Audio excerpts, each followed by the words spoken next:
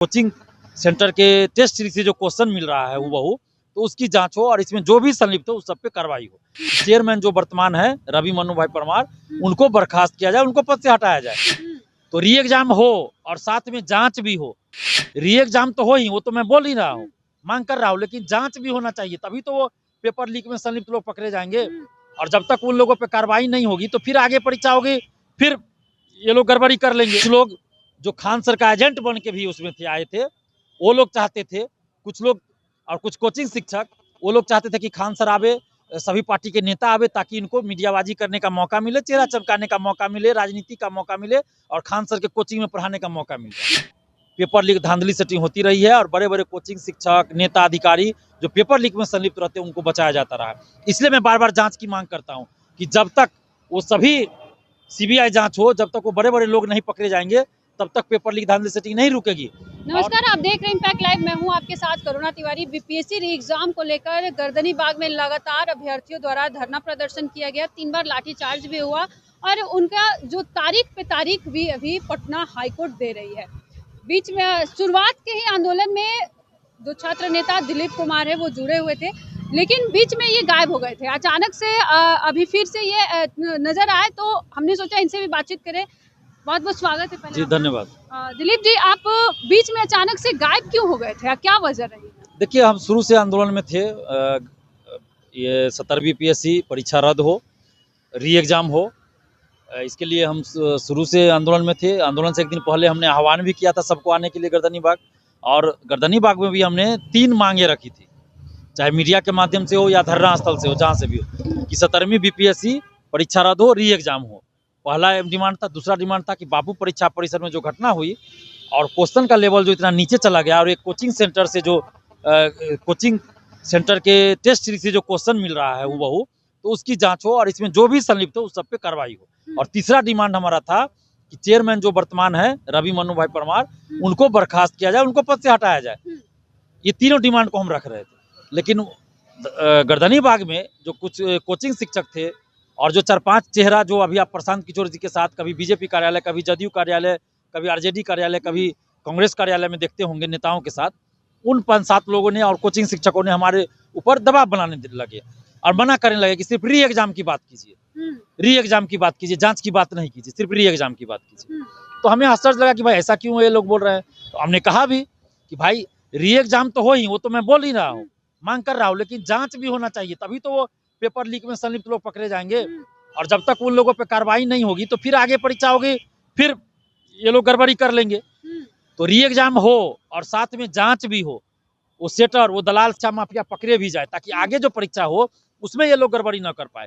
लेकिन ये लोग हमें मना करने लगे। फिर 19 तारीख को क्या हुआ कि ये कोचिंग शिक्षक और वो जो 4-5 चेहरे हैं वो लोग हमारे ऊपर दबाव बनाने लगे कि खान सर आएंगे तभी परीक्षा कैंसिल होगी, खान सर नहीं आएंगे तो परीक्षा रद्द नहीं होगी।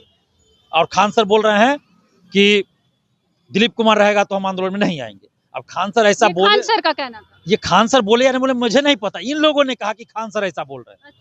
तो अब खान सर क्या बोले ये मुझे नहीं पता, लेकिन कुछ लोग जो खान सर का एजेंट बन के भी उसमें थे, आए थे, वो लोग चाहते थे, कुछ लोग और कुछ कोचिंग शिक्षक वो लोग चाहते थे कि खान सर आवे, सभी पार्टी के नेता आवे, ताकि इनको मीडियाबाजी करने का मौका मिले, चेहरा चमकाने का मौका मिले, राजनीति का मौका मिले और खान सर के कोचिंग में पढ़ाने का मौका मिल जाए।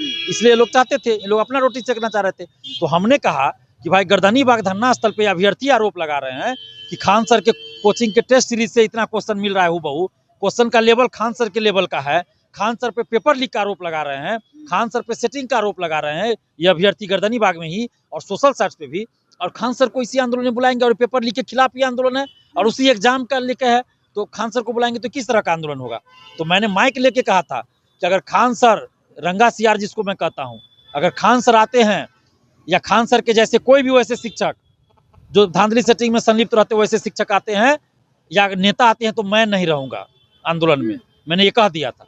लेकिन इसके बावजूद भी ये लोग खान सर को बुलाने पे थे कि खान सर नहीं आएंगे तो कैंसिल नहीं होगा, आप नहीं हटिएगा तो खान सर नहीं आएंगे, खान सर नहीं आएंगे तो कैंसिल नहीं होगा, तो आप आंदोलन को कमजोर कर रहे हैं, नेता नहीं आएंगे तो आंदोलन ये कैंसिल नहीं होगा। तो हमने कहा भाई चलो हम त्याग कर देते, अगर मेरे हटने से अगर परीक्षा रद्द होती है तो ठीक है, हम हट जाते हैं। तो इसलिए हम वहाँ से हट गए थे। 2-3 दिन तक हम आंदोलन में थे गर्दनी बाग में, लेकिन मंच पे नहीं थे। उसके बाद हम देखे कि भाई आंदोलन में इस तरह की बात हो रही है। और एक तो ये लोग क्या कर रहे हैं नहीं कर रहे हैं, कुछ हमसे न पूछते थे न कुछ बताते थे। मतलब आपको पूरा दरकिनार कर दिया गया। बिल्कुल शुरू दिन से ही हाँ। शुरू दिन से ही हमने आंदोलन से एक दिन पहले आह्वान किया था सोशल साइट्स के माध्यम से, एक टेलीग्राम ग्रुप के माध्यम से आंदोलन का ये हुआ, लेकिन हमने समर्थन किया आंदोलन का अपने सोशल साइट्स के माध्यम से भी।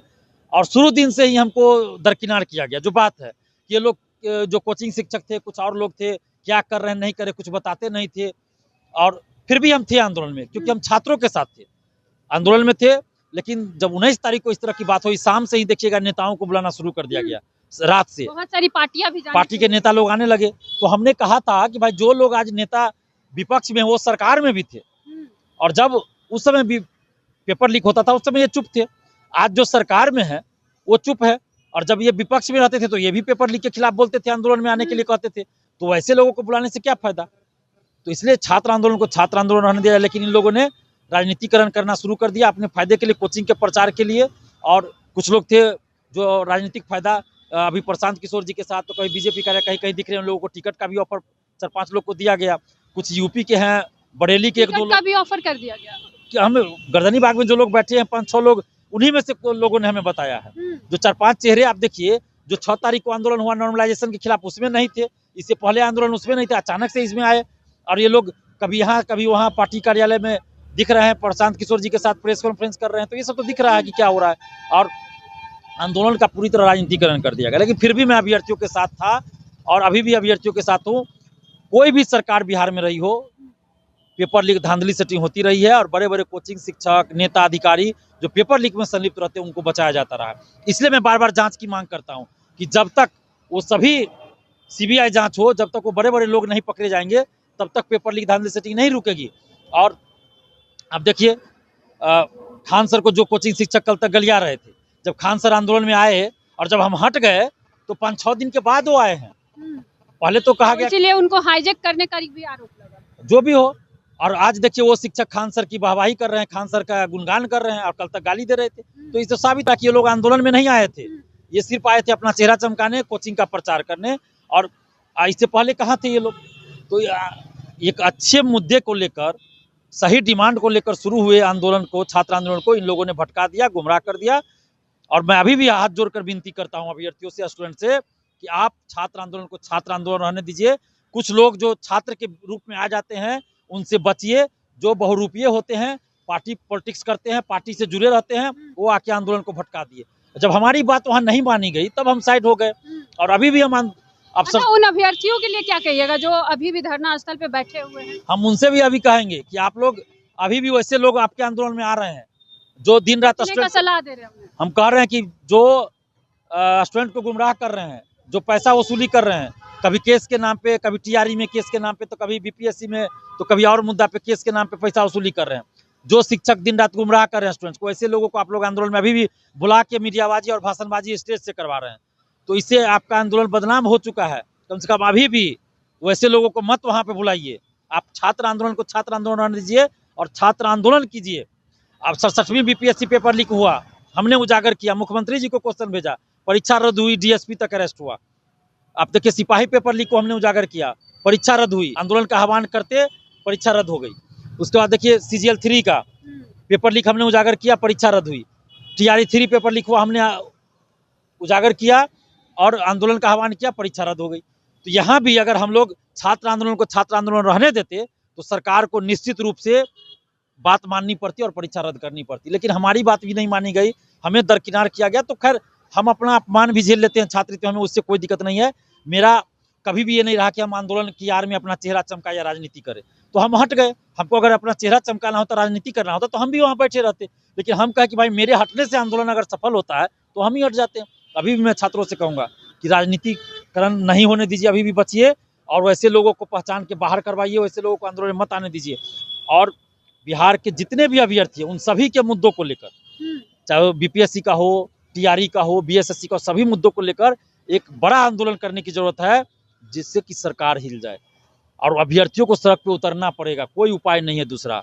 ये पॉलिटिकल पार्टियां कुछ नहीं करेंगी, ये सब राजनीतिक रोटी सेक रहे हैं। नेता और शिक्षक कोचिंग का प्रचार कर रहे हैं। पटना के 3 कोचिंग शिक्षक पेपर लीक में संलिप्त हैं, 3 से ज्यादा भी होंगे। और वैसे शिक्षक भी बहुत आंदोलन बड़ा में आ रहे हैं। आरोप लगा रहे हैं। आरोप क्या है, तो ये तो आर्थिक अपराध इकाई ने कहा है कि 3 शिक्षक का नाम आ रहा है पेपर लीक में, टीआरई 3 और सिपाही पेपर लीक में। तो जब तक वैसे लोग हैं तो कैसे आप वैसे लोगों को आंदोलन में बुला रहे हैं, तो फिर आंदोलन का क्या ये रह जाएगा। इसलिए वैसे लोगों से दूरी बनाइए। और खान सर से हमारा कोई व्यक्तिगत दुश्मनी तो नहीं है, हम जेल में थे और खान सर ने मेरा यूट्यूब चैनल डिलीट करवा दिया। आप सोचिए कि किस स्तर का खेल चल रहा है। बीपीएससी ने अगस्त में मेरा ये ट्विटर अकाउंट बंद करवाने के लिए साइबर थाना को आवेदन भेजा था। आपसे इतनी प्रॉब्लम प्रॉब्लम इतना, आप सोचिए, हम खान सर को हम रंगासियार बोले थे, अभी भी बोल रहे हैं रंगासियार है। नॉर्मलाइजेशन का समर्थन किया बीपीएससी ऑफिस में जाकर, और वैसे शिक्षक को आप आंदोलन में बुला रहे हैं। तो ये चीज़ तो दिलीप कुमार सिद्धांत के साथ चलता है, सिद्धांत के साथ समझौता हम नहीं करते हैं।